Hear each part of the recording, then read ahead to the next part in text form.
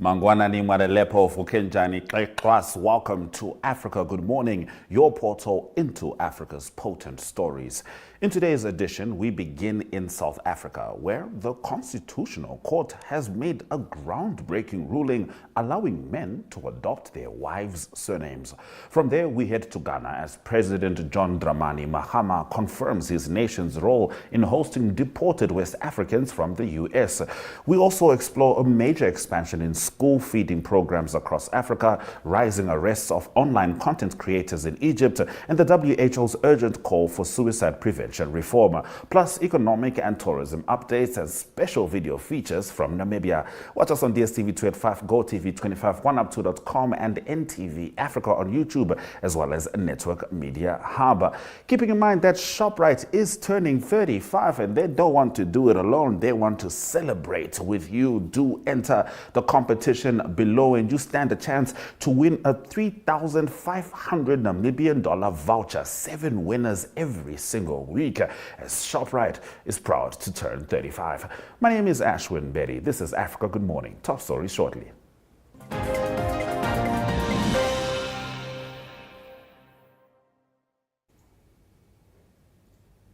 When the sun sets, the news begins.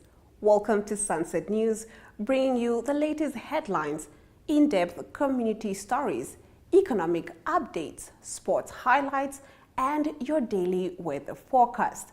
Join us every weekday from 7:30 p.m. to 8 p.m. on DSTV channel 285 and GOTV channel 25, or stream us online at oneup2.com. Join us on Facebook at Sunset News to stay updated.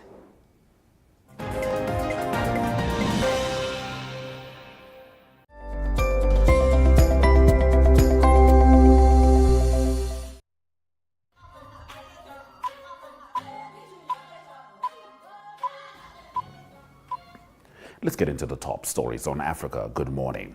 South Africa's Constitutional Court has declared that men may now adopt the surnames of their wives, overturning a law that restricted this choice exclusively to women. The case was brought forward by 2 couples, Henry van der Merwe and Jana Jordana, and Andreas Nicholas and Borneman and Jess Donnelly Borneman, who argued that the law was outdated, patriarchal, and discriminatory. Previously, van der Merwe was denied the chance to assume his wife's surname, while Borneman could not hyphenate his with his spouse's. The court ruled that the existing framework violated constitutional guarantees of equality and dignity. The Free State Society of Advocates supported the challenge, stating that barring men from this right entrenched harmful stereotypes. Both the High Court and Constitutional Court found merit in the couple's case, with neither the Home Affairs nor Justice Ministries opposing the application. For the ruling to take effect, Parliament must amend the Births and Deaths Registration Act and its regulations. This decision has been hailed as a significant milestone toward gender equality, aligning the law with constitutional protections adopted after apartheid. Ghana has confirmed its agreement to receive West African nationals deported from the United States, with 14 individuals already returned, according to President John Dramani Mahama.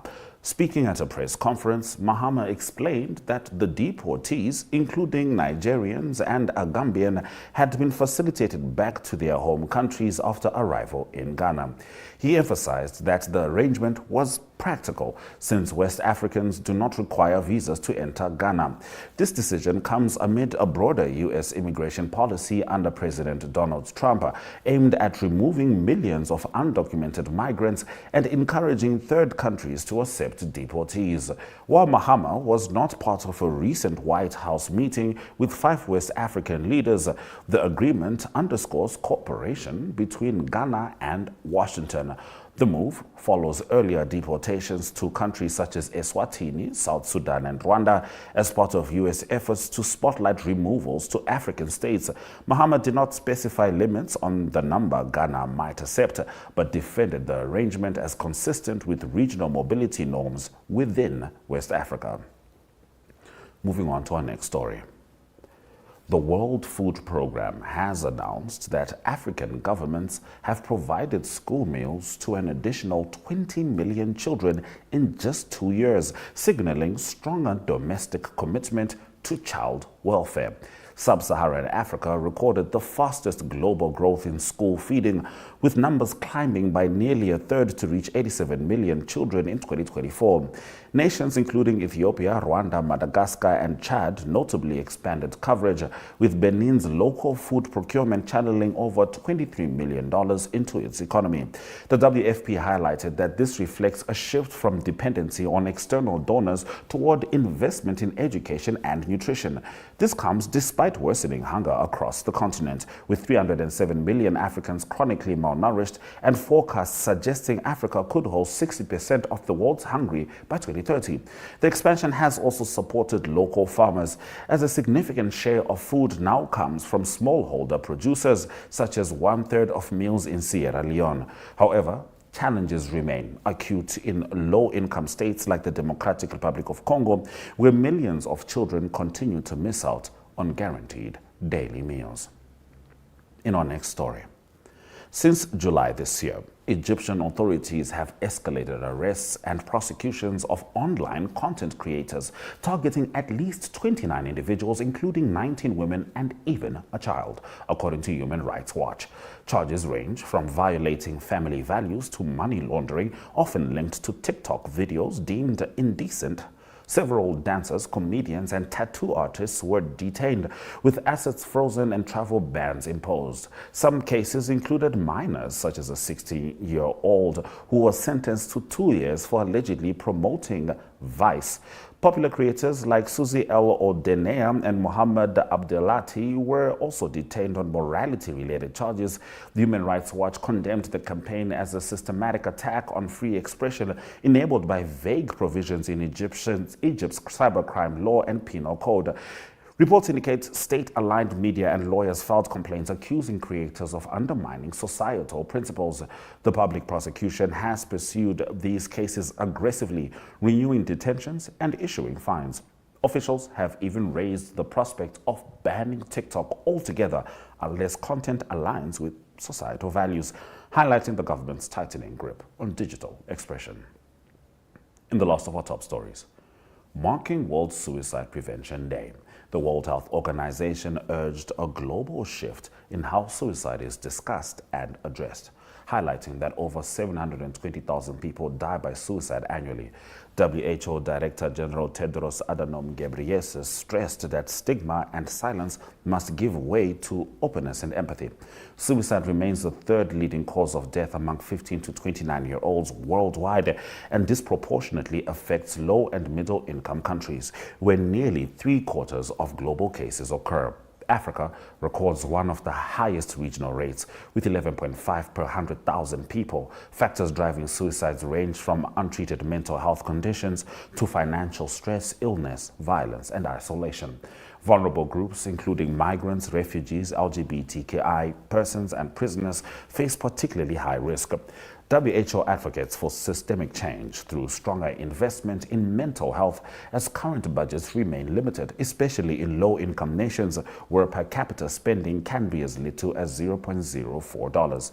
The agency promotes measures such as limiting access to lethal means, responsible media reporting, life skills education, and early intervention through its Live Life initiative.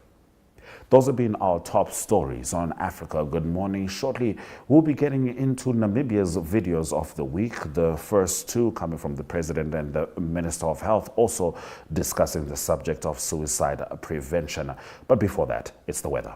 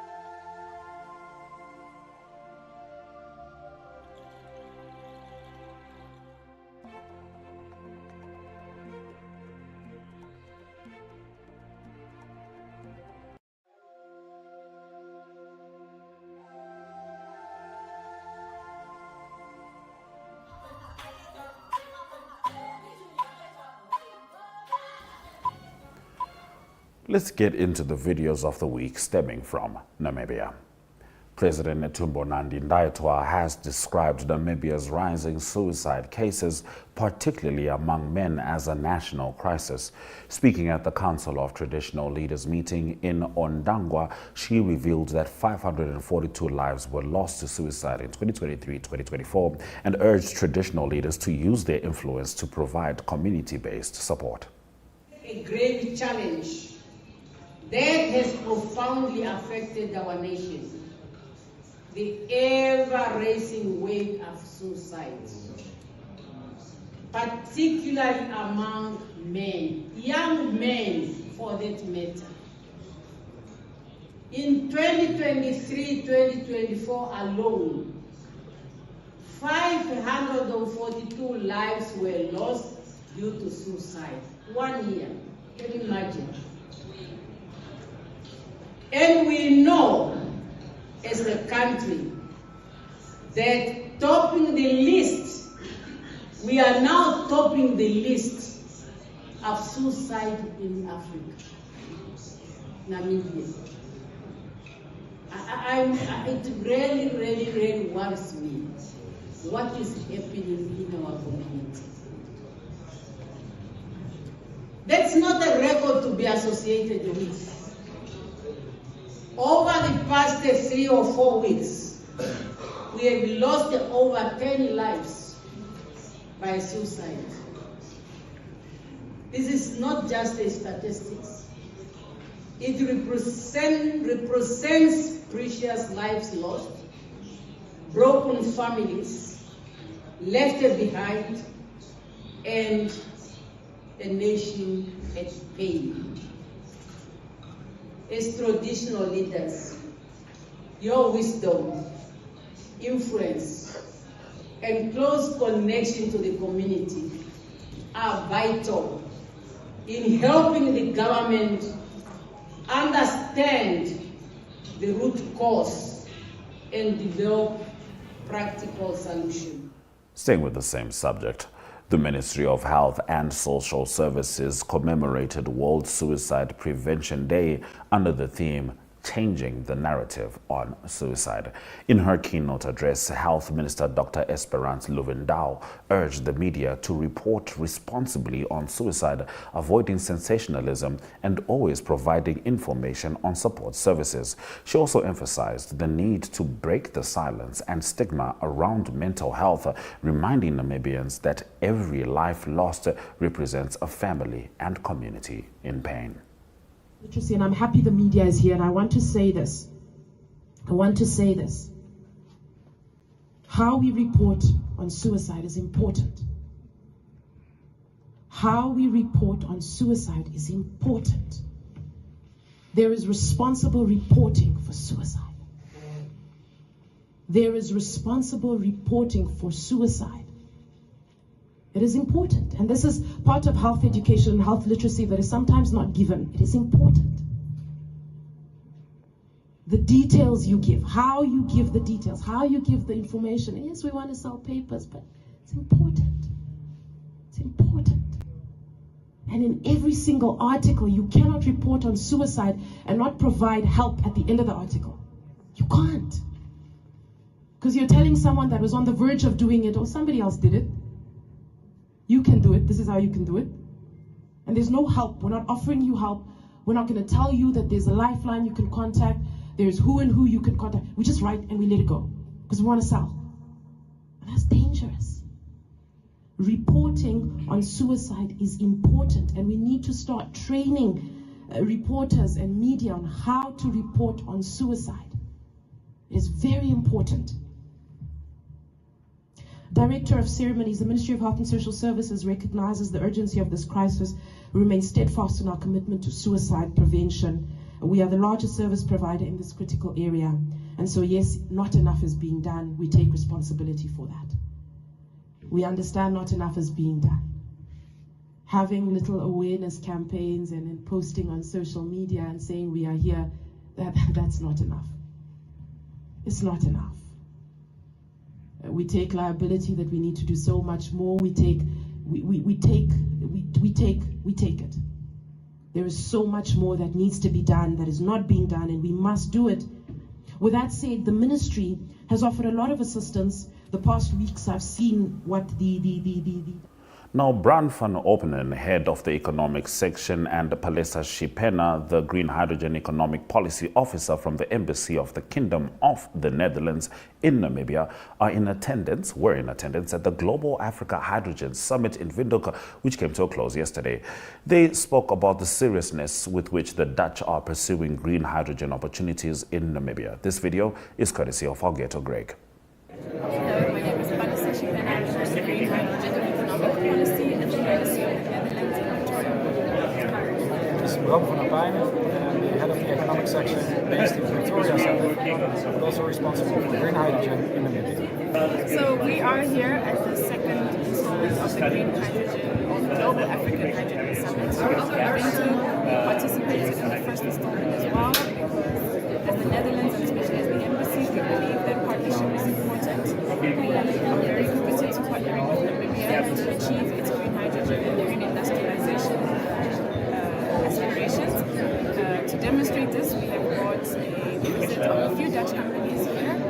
We have about 10 Dutch companies that have come from the Netherlands, and we are introducing them to Namibian stakeholders and project developers to see how they can find co-create solutions rather to bring this industry and take it forward. It's very important that we do this together. It's a very complex system that involves a lot of stakeholders, from the financial organization, from the European off-takers, from the actual technology, setting up the factories that will produce it, but also, of course, the wind farms that will actually produce the green electricity that is necessary. And also, it needs to create a lot of local jobs. So, combining all these different elements in this very long and complex system takes a lot of time and patience. But as we can see today, there are so many people and organizations interested that we have all the confidence that it will become a booming sector.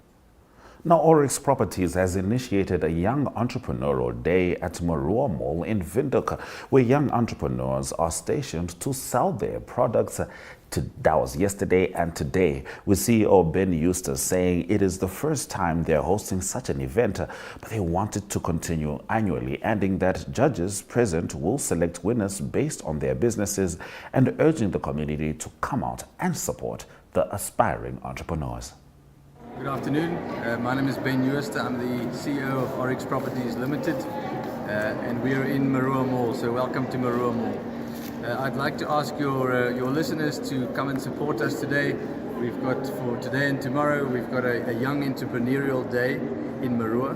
This is a first attempt for us to look after our children, to nurture our heritage, and to give young children the opportunity to create business plans, to come up with a business idea, and to come and showcase and sell their products in Marua Mall. So I urge your listeners to come to Marua, come and support these guys. We believe that these guys are going to be the business owners and the business leaders of the future, and your support is really appreciated. Thank you.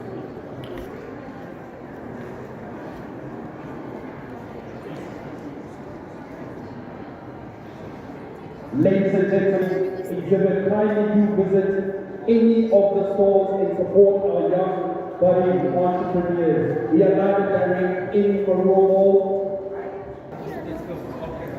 Let's do that. So, ladies and gentlemen, once again, Marua Mall presents the Young Entrepreneurs Exhibit. Please do visit the 3 or 4 items. We have liquor suites here as well. So, kindly come through and support our young entrepreneurs. We live and direct in Marua Mall. All right, now in our next story, the Museum of Namibian Music at Omutia in the Augetto region will host the commemoration of the World Music Day. Narrating what will happen on the day of the event, Esther Leonard, the Chief Arts Extension Officer, and Museum Admin Justina Andreas, the Arts Lecturer, are calling upon fellow Namibians to join them on the day. Video by Kambowe. Hello Namibia, my name is Esther Leonard. And my name is Justina Andreas. Yes, and we are here at the Museum of Namibian Music, preparing for World Music Day. that it's happening in September, and it was supposed to happen in June. There's varieties of workshops, art workshops that are happening at the museum currently, being conducted by facilitators from College of the Arts, and one of them is here with me, and they are giving workshops in dance, keyboard, drama, and drums. Yes. Yes. Percussions. Yes. Thank you so much. We are so thrilled to have been invited by the Museum of Omuthia in the Augetto region. I am the dance lecturer, and I am here to promote and expose our new generation about the dance program and the other mediums that we have brought along with us from the College of the Arts. We are thrilled and really excited to celebrate Music World Day with you this year.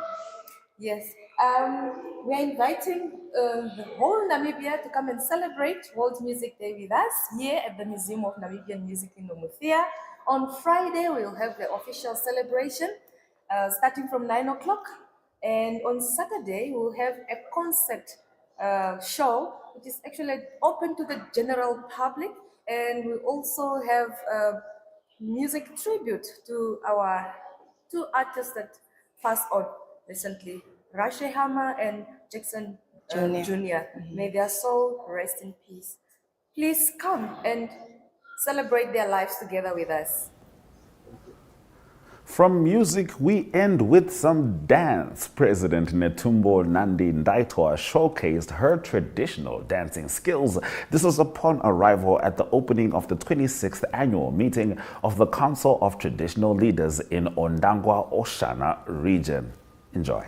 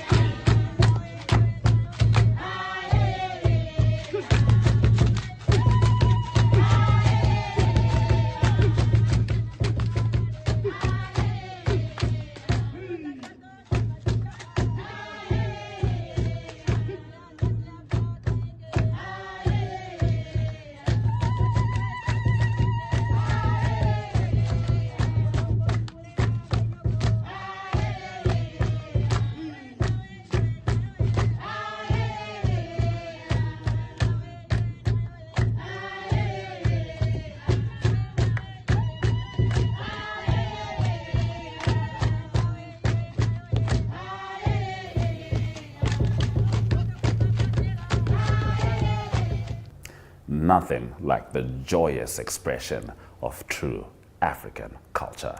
Thank you for joining us on Africa Good Morning, not just today, but throughout the week, as we have been bringing you the potent stories stemming from the African continent. On Monday, Mark Situla returns with the Zambia report, and of course, we'll still be bringing you the biggest headlines from broader Africa. From me, Ashwin Bedi, and the Africa Good Morning team, we wish you a wonderful weekend. But first, Swera Zwakanaka.